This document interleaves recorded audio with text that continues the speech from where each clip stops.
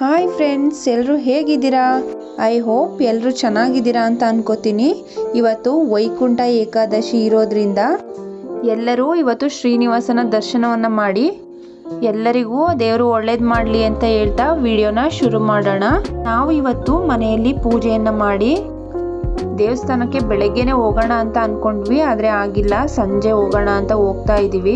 Almost 6 o'clock ಆಗಿದೆ. ಸ್ವಲ್ಪ ಕತ್ಲೆನೇ ಆಗಿದೆ. ಬೈಕಲ್ಲಿ ಹೋಗ್ತಾ ಇದ್ವಿ.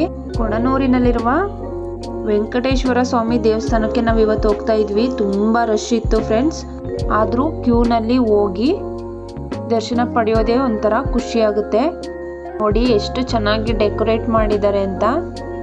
ನೋಡ್ತಾ ಇದ್ರೆ ತುಂಬಾ ಚೆನ್ನಾಗಿ ಕಾಣಿಸ್ತಾ ಇತ್ತು. ನಮಗೆ ಗೊತ್ತಿರೋರೆಲ್ಲ ತುಂಬಾ ಜನ ಸಿಕ್ಕಿದ್ರು. ಅಲ್ಲಿ ಎಲ್ಲರೂ ಒಂದ್ ಕಡೆ ಸೇರೋದು ಅಂದ್ರೇನೆ ಒಂಥರ ಖುಷಿ ಆಗುತ್ತೆ.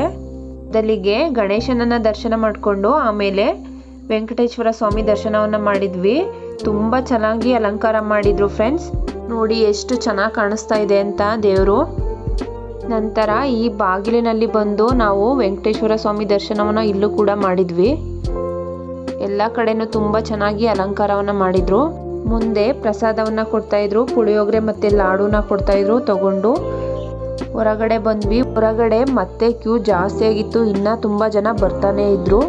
ಅಂತೂ ದರ್ಶನ ತುಂಬಾ ಚೆನ್ನಾಗಾಯ್ತು ಫ್ರೆಂಡ್. ಯಾರೆಲ್ಲ ಇವತ್ತು ದೇವರ ದರ್ಶನವನ್ನ ಮಾಡಿದ್ರಿ ಎಲ್ಲರೂ ಕಾಮೆಂಟ್ ಮಾಡಿ. ಈ ವಿಡಿಯೋ ಎಲ್ರಿಗೂ ಇಷ್ಟ ಆಗಿದ್ರೆ ಶೇರ್ ಮಾಡಿ, ಕಾಮೆಂಟ್ ಮಾಡಿ ಮತ್ತು ಲೈಕ್ ಮಾಡಿ, ಸಬ್ಸ್ಕ್ರೈಬ್ ಮಾಡ್ಕೊಳ್ಳಿ.